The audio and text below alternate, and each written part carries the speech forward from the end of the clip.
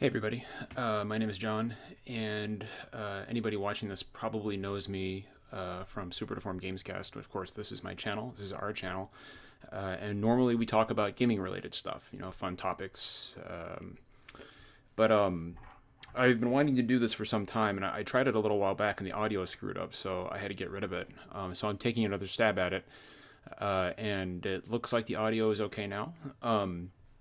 So this is the first episode of what I am calling the Support Class Podcast. And basically what this is just me, for the first episode anyway, talking to you, especially if you have mental illness, about my struggles with it, how I deal with it, and kind of my experiences with it. And it's something that I have lived with and dealt with. I mean, I'm 38 years old, so ever since I was old enough to have a rational thought in my head, it's kind of been a stone around my neck. I hope you guys don't mind. I've got a drink here because I have a feeling that I'm going to need it tonight. Let me make sure real quick that the chat is up, because it's not being reflected in OBS for some reason. And if anybody has a question they want to ask me, I want to be absolutely certain that I catch it. So I'm looking at the chat now on the app on my phone. It's the best I can do right now. But anyway, anxiety is something that I have dealt with my entire life. And my anxiety mostly manifests as health anxiety. I have extreme health anxiety. And what I mean by that is I am constantly afraid that I'm sick. That's how my anxiety manifests itself most of the time. What do I mean by that? I'm not just talking about like, do I have a cold or do I have the flu? What I mean by health anxiety is pretty much for my entire life, I have been terrified that I'm dying of multiple illnesses, be it cancer or ALS or heart disease or diabetes or strokes, or it's something that I have always been afraid of. And the smallest thing will set me off, right? Like over the past few years, oh God, when was the last time that I ran off to the doctor? Just a few weeks ago, actually. I had a lymph node swell up on my jaw here. And the sight of it and the feel of it sent me right to the doctor. And I spent the next, even though they told me, there's nothing wrong with you, John, you're fine. It's something that I obsessed about daily for the next 2 or 3 weeks. I felt that fucking lymph node every day. It's finally gone down because, of course, the doctor was right. But that's the curse of living with any form of anxiety, is that you're never reassured, right? And it's something that I've been ashamed of for a really long time, pretty much my entire life. And it really started getting bad for me. I remember the year. It was 2000 and the first year it sent me to the doctor was 2011. I was downstairs in the basement and I was playing Dark Souls. And all of a sudden I started having just these huge earth-shattering heart palpitations. I'm talking like heart palpitations that would rock my entire body. Right, taking my breath away, one after another, over and over. I'd never experienced anything like this before, and I thought that I was dying. I thought I was about to have a heart attack, which, when you think about it rationally, I'm a pretty fit guy. I exercise a lot. I try to eat healthy, so it wouldn't make any sense, right? But that's not what happens in your anxious mind when the gears really start turning, right? When symptoms start happening. So I put the controller down and I ran upstairs and I told my wife, I think I'm about to have a heart attack. And of course she knew I wasn't, sorry, just keeping an eye on chat there. I see some people in there. She knew I wasn't, but I was convinced I was. And I remember very vividly putting my head on her chest and just weeping. And these heart palpitations were continuing to just rack my entire body the entire time. It was awful. And I went to sleep that night convinced that I wasn't going to wake up in the morning. Convinced that, the Reaper would come and slip away with me in the middle of the night. due to the heart disease that I quite obviously had. Of course, that's not what happened. I woke up the next morning and I was fine. But what I did was I continued to obsess over it. And the heart palpitations kept happening. So I went to a cardiologist. I said, I need to be seen right now. There's very clearly something wrong with me. And the nurse on the line moved a few appointments around and got me in because she could kind of hear the terror in my voice. So I went in and I saw this friendly old cardiologist, Dr. Lewis, his name was. The guy had like 31 years of experience. He was a very experienced cardiologist. And he knew, and I found this out later, he knew right off the bat that I was fine. He knew that there was nothing wrong with me. But he could also see he could hear the strain in my voice. He could see the fear in my face. And so what he did was he gave me the full workup, right? I'm talking echocardiogram, EKG, stress test. I wore a Holter monitor for 24 hours. If you don't know what a Holter monitor is, it's basically it's this device you clip on your belt, and you've got the little leads all over your chest, and it records your heart rate over 24 hours. And then they take that data and they analyze it. He even popped in when I was doing my echocardiogram. They were looking at my heart. He popped in. And he looked at the screen and he said, "You look just as healthy on the inside as you do on the outside." And the end result of all this was that I was fine. He said that I have heart palpitations of a benign nature, and then he hit me with something that I wasn't aware of. And he told me that he said I'm not unique. He said everybody gets heart palpitations. Your curse isn't that you get them. Your curse is that you feel them. Which fascinated me. And he smiled and he patted me on the back and said, "This is not," he said, "you have a structurally normal heart, healthy heart, and in somebody with a structurally healthy heart, you don't need to worry about heart palpitations. Period. Go on about your business." That helped for a while. Interestingly, after that happened, guess what happened? After I got the okay, the heart palpitation stopped. Magically. Right, and everything was okay for a while because anxiety comes in cycles. Everything in life is cyclical, including anxiety.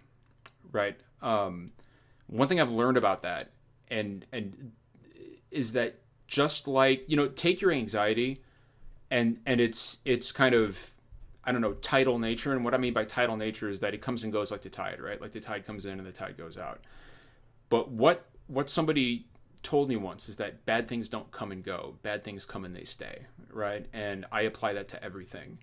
I apply that to symptoms. I apply that to anxiety, and it's given me a lot of comfort. And my anxiety, excuse me, it doesn't come, it doesn't stay. It comes and it goes. That helped things for a while until 2012. I started getting a twitch. I started getting a twitch in my hand. Or was it 13? No. I'm sorry. This was a couple of years later. In 2014, I'm sorry. Early summer 2014, I started getting a twitch in my left hand. Right here. And it was right there between the two fingers there. And you could see it bouncing back and forth. There was no rhyme or reason for it. It just happened one day. It just started going. And I'm talking like it would go so hard it would move my entire hand. I mean, it was fucking unbelievable.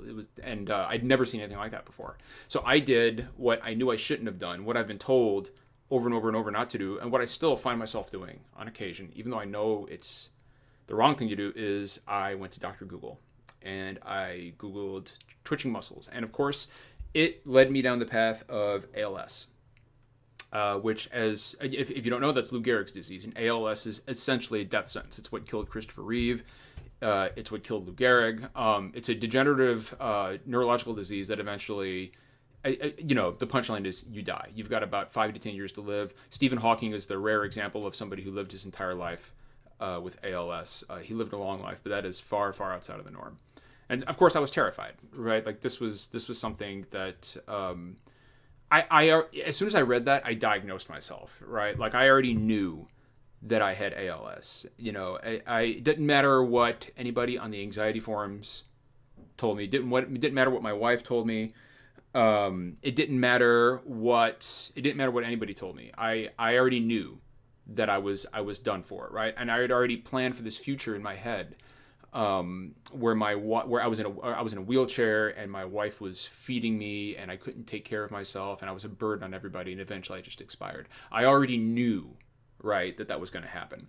So I sent myself into a tailspin of worry for several weeks until I got into an appointment with a neurologist, a local neurologist. And I went in there expecting to hear the worst, right? I walked in and, sorry, take a sip of my drink here. This is, my fucking hands are shaking. This is a lot more stressful than it seems. I went in there and he started giving me the strength tests, and I expected him to say, yep, we need to send you in for further testing. You definitely have all the hallmarks of somebody who has ALS.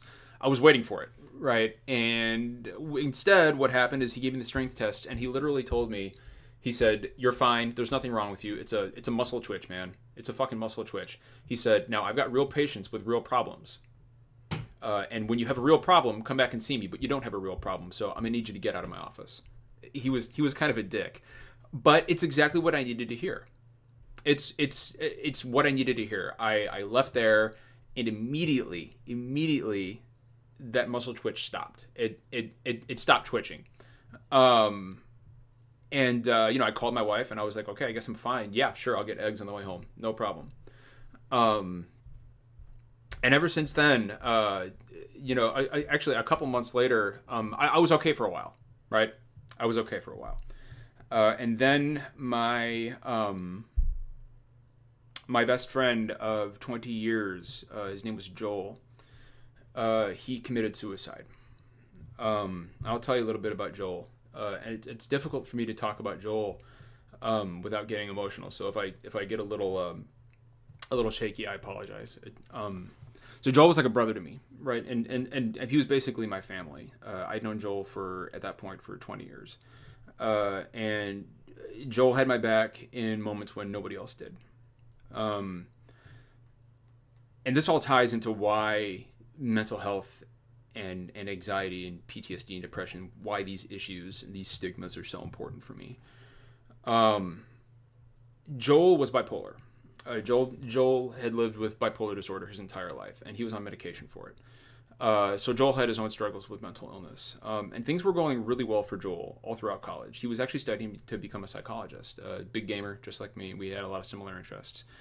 And of course, he had the love of his life, who he had been dating for, at that point in college, for 5 or 6 years. I mean, they were going to get married. I mean, he proposed to her, they were engaged, and then one day she was unfaithful, and Joel found out about it.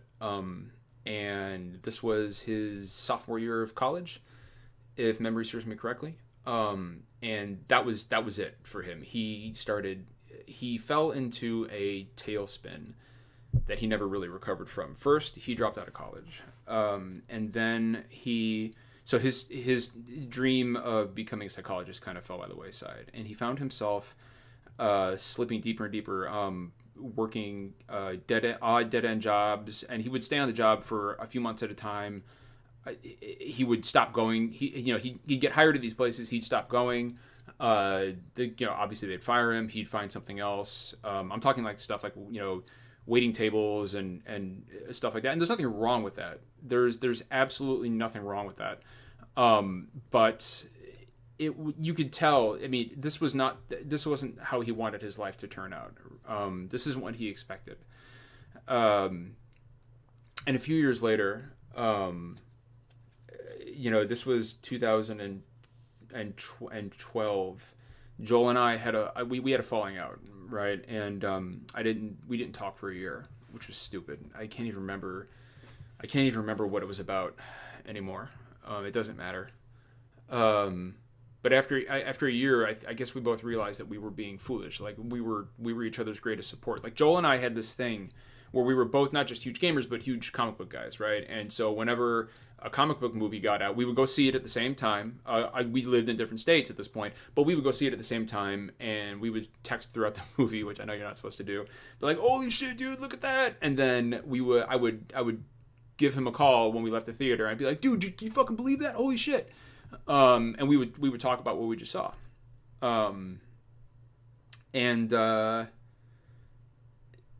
after a year, like I said, after a year, we kind of reconnected. I said, look, man, I'm sorry. And he said, I'm sorry too. And things just kind of went on the way they were. But I knew that something was different with him at this point. Like that year, something had happened in that year that changed him, and for the worse. And I don't know, to this day, I don't know what that was. I don't know what happened, because by that point, he really didn't open up anymore. And then we had a video chat about maybe 3 months later, and Vicky got to actually, my wife Vicky, she got to actually video chat with him for the first time, and I hadn't seen him in a while, and he looked bad. He looked rough. He had gained a lot of weight. He was completely gray. I mean, we were at that point. He was 34 years old, and he was almost completely gray. He hadn't cut his hair. I mean, he just looked like he'd given up. He looked like he'd given up, and I was really worried about him. And even Vicky commented, she said, man, he's not looking good. And I said, no, I know, he's not. And I remember on July 5th of that year, I got a text message from him. I remember where we were. I was at a flea market with Vicky and our son. And we were looking at some old Super Nintendo stuff. There was a the Super Nintendo bazooka there is the peripheral. I can't remember the name of it. But I thought, oh, this is cool. And then I got a text from Joel. And it said, hey, man, thanks for everything you've done. Or thanks for everything you do. And I thought I was like, you're welcome. Super Scope. There, thank you in chat. Super Scope. He said, thank you for everything that you do. And I thought that was strange. I thought that was strange. And I didn't text him back. I was going to, and I forgot. I was going to text him back, and I forgot. So 2 days later, 2 days later, I was down in the basement, and I was playing a game. I think it was Watch Dogs or something. And I got a text. From our mutual friend Liam.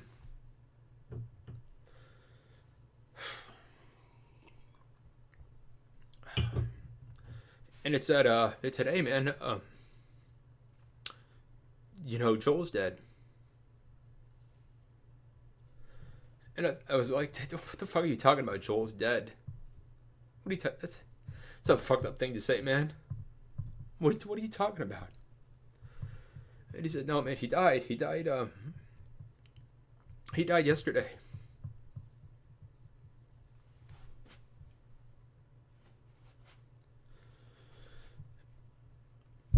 And that was that. I remember very vividly going upstairs, and Vicky was on the couch. She was watching television. She knew something was wrong, right? And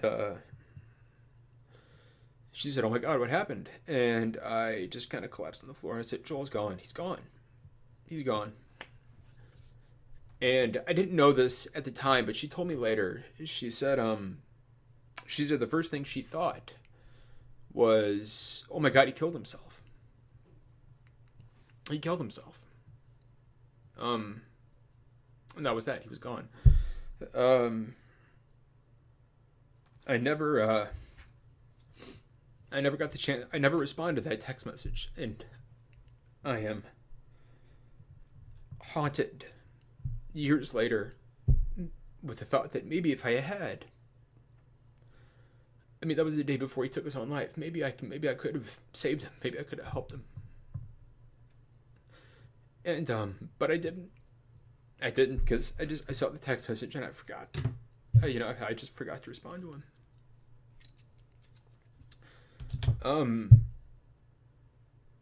And I have kind of a tradition ever since then. Whenever I go home, we have this place that Joel and I would go to in high school. It's just this lake in our neighborhood. We live in the same neighborhood.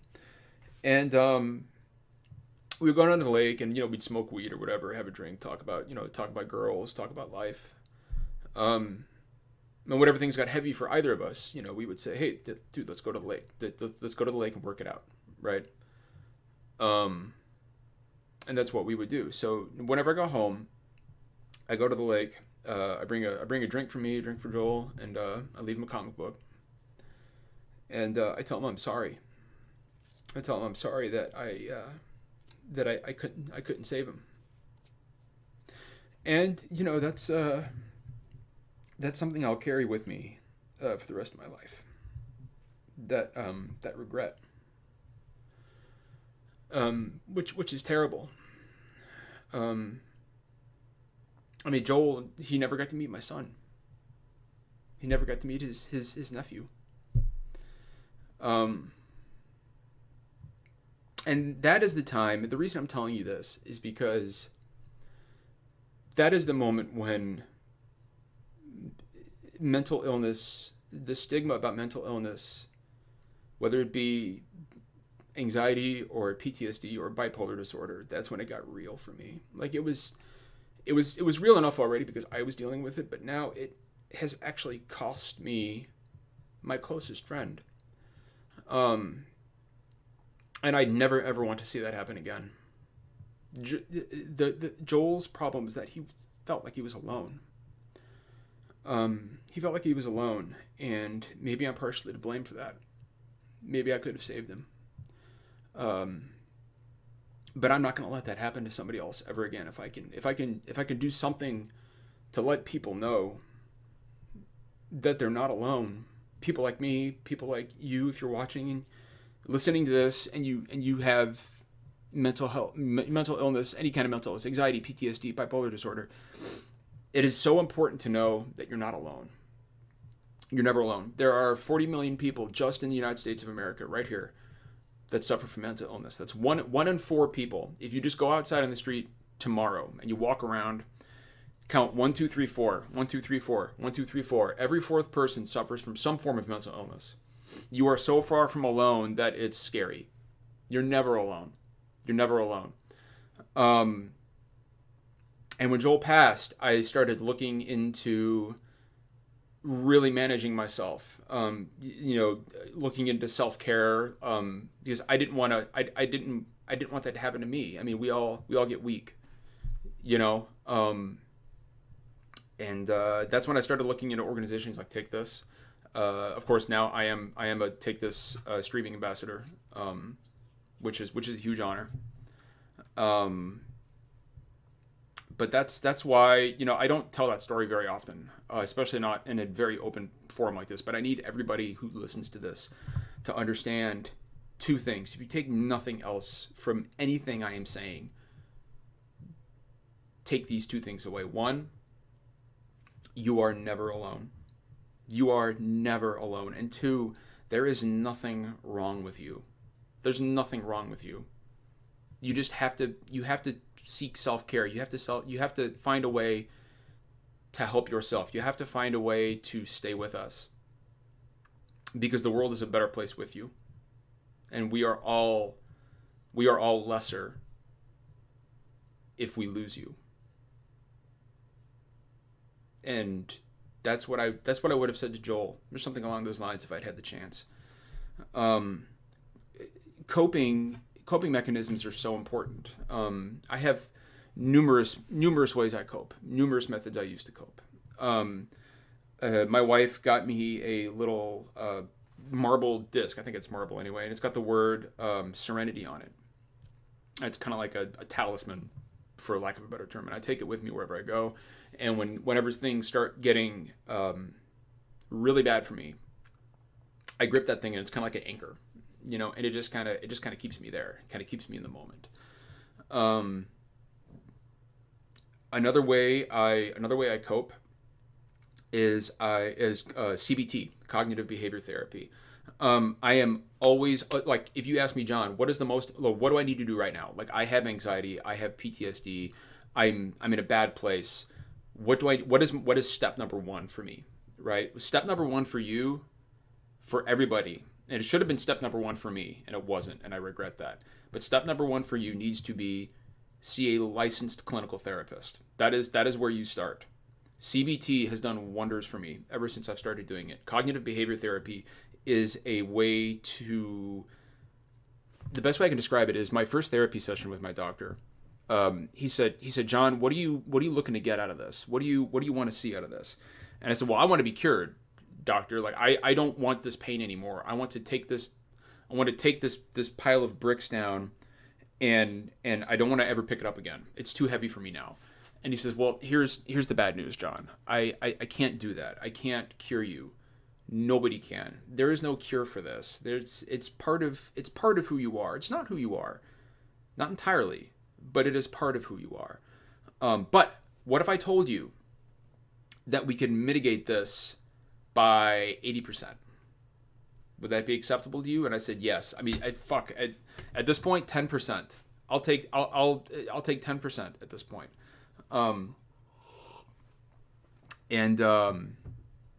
It has done wonders for me.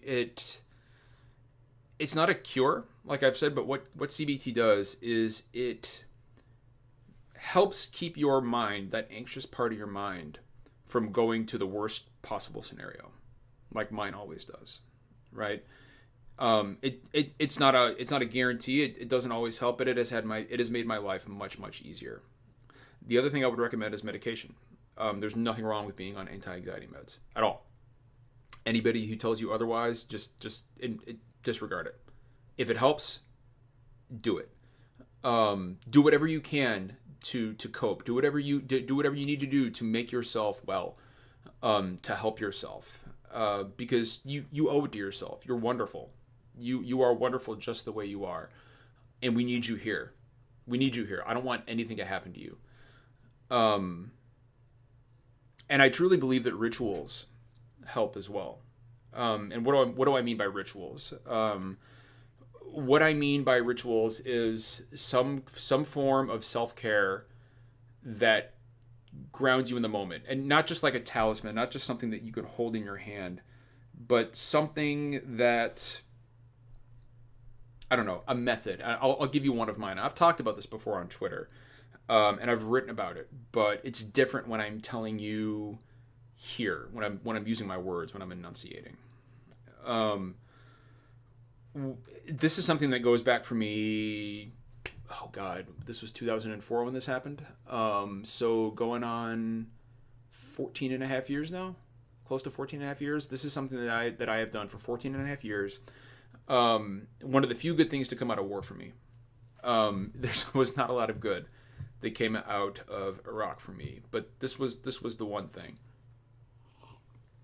So what I did, in 2004 in May, I was a Lance Corporal in Iraq. I was with 2-2, 2nd Marine Battalion, 2nd Division, and we were in a town called Mahmoudiya, about 10 clicks south of Fallujah. Mahmoudiya sucked. Like, it was nasty. It was real bad. Some real bad shit going on there. We were part of the first major Fallujah offensive, which was the single bloodiest battle in Operation Iraqi Freedom.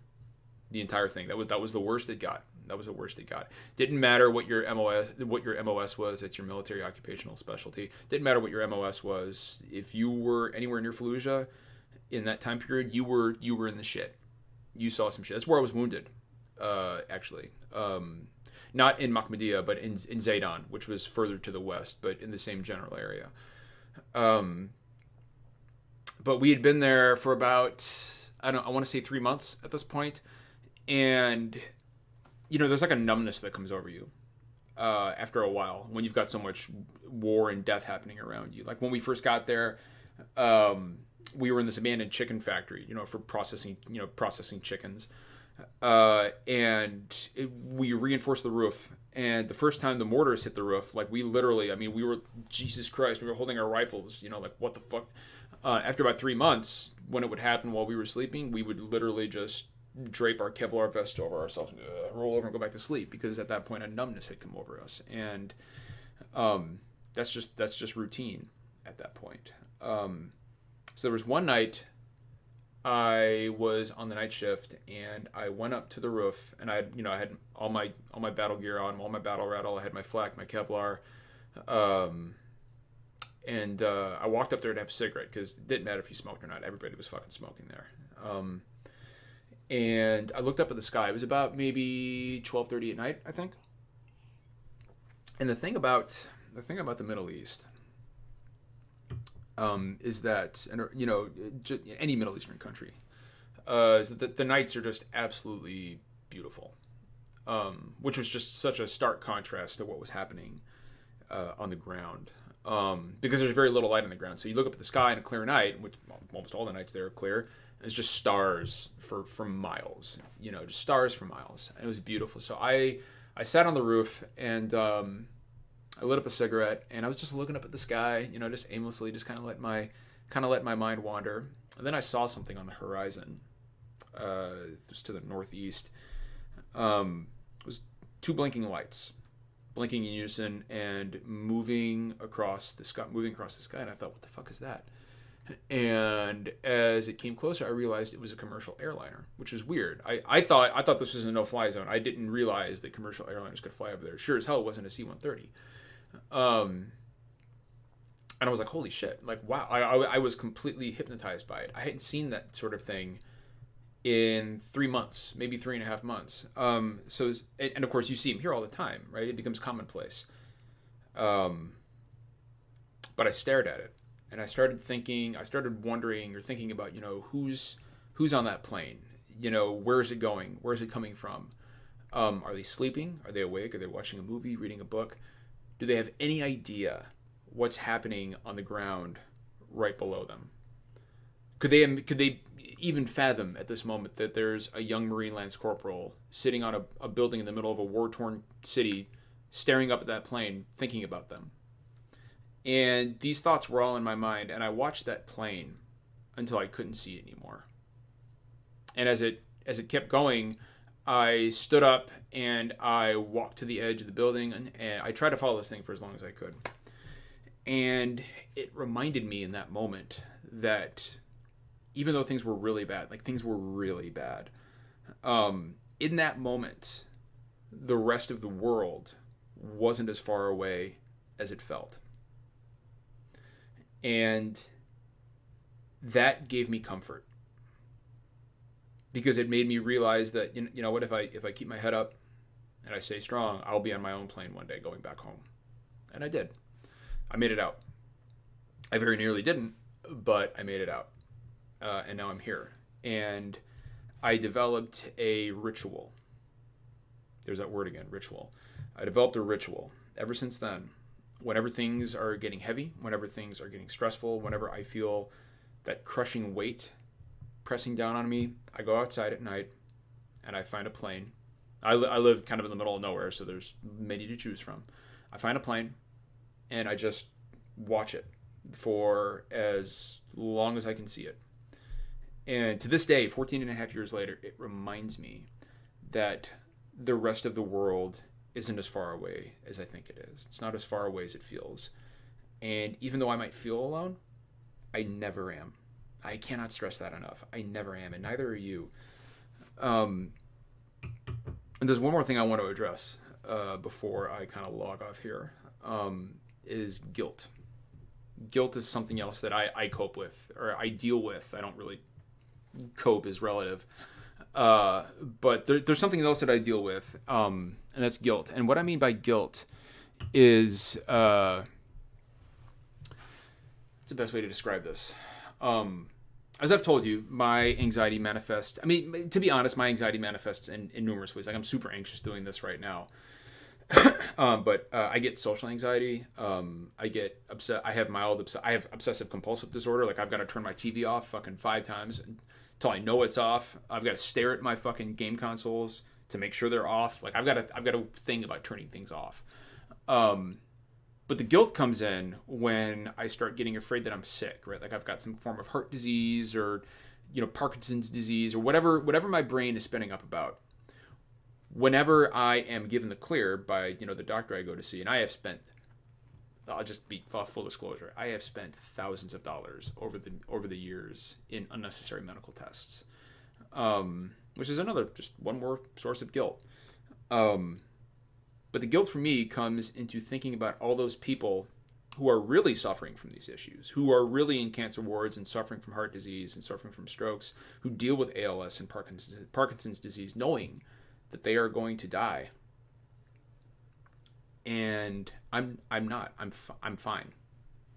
John, you're the picture of health. You're fine. You don't need to worry about this.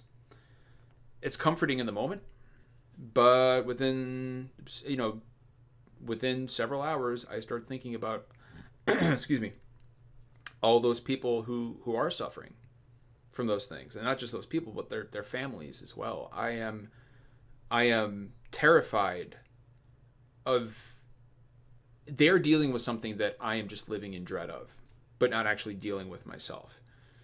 I don't know if anybody listening to this who might suffer from any form of anxiety. I don't know if anybody listening to this has experienced anything like that, but what I have learned is that even though sometimes I can't stop myself from feeling that, what I want to tell you is that you should not feel guilty, because mental illness is exactly what it sounds like. It's an illness. It's an illness of the mind, but that's what it is, and you don't need to apologize for it. You don't need to explain it. Living with somebody who doesn't live with mental illness can never understand what it's like to deal with this on a daily basis. And I'm not putting anybody down who doesn't suffer from it. I wouldn't wish this on anybody. But I'm here to tell you that you don't need to feel guilty about any of this. Any of this. I used to do that a lot more than I do now. And sometimes I'm still guilty of, there's that word. Sometimes I'm still guilty of feeling guilty, for lack of a better term. But you shouldn't, and I shouldn't. And I tell myself that on a almost daily basis. And one day maybe I'll actually believe it, at least for myself. It's kind of the eternal curse of suffering from generalized anxiety. But yeah, that's kind of the punchline, is that you don't need to feel guilty about any of this. You don't owe anybody an explanation. Not even your family. I mean, members of my own family don't really understand where I'm coming from on this. And you know, like my first reaction when somebody doesn't understand is to kind of get angry and lash out. But that's not helping me. It's not helping them. I'd rather educate them. I'd rather educate everybody. And I think my stream is going to die here soon, so because Discord is messing up. So I'm gonna go ahead and cut this. I'm gonna end this now. Please, everybody. Like I said, if you take nothing else away from this, take this. You're not alone. You're never alone. And there is nothing wrong with you. You're okay. You are okay. It's okay to not be okay, actually. That's what TakeThis.org says, and I believe it. I subscribe to that wholeheartedly. You shouldn't be ashamed of who you are, and you shouldn't be ashamed of your suffering. At all. At all. You're stronger than this. I truly believe that. I believe every single one of you are much stronger than yourselves. And here's what I'll leave you with. You are not part of your anxiety. Your anxiety is just one small part of who you are. And because of that, it can never be as strong as you can be. I don't just believe that, I know it in my heart. I'm going to be okay, and you are all going to be okay as well. I promise. Now, this is something that we're going to be doing every Sunday night. I think next Sunday night, a few other guys with anxiety are going to join me. We'll talk about some coping mechanisms. We'll talk a little more. But I wanted to be as open with you as possible, because, you know, I just said that you don't owe anybody an explanation. But one thing, but I do owe somebody. I do owe somebody this, and it's you. Everybody who suffers the way I do. There's a huge stigma about being open with your mental illness, and I understand that. I've lived it my whole life. I am doing this to help you realize that it is okay to not be okay. You're going to be fine. You're going to be fine. We're all going to be fine. All we have to do is stick with each other and help each other and learn from each other. I love every single one of you, all of you.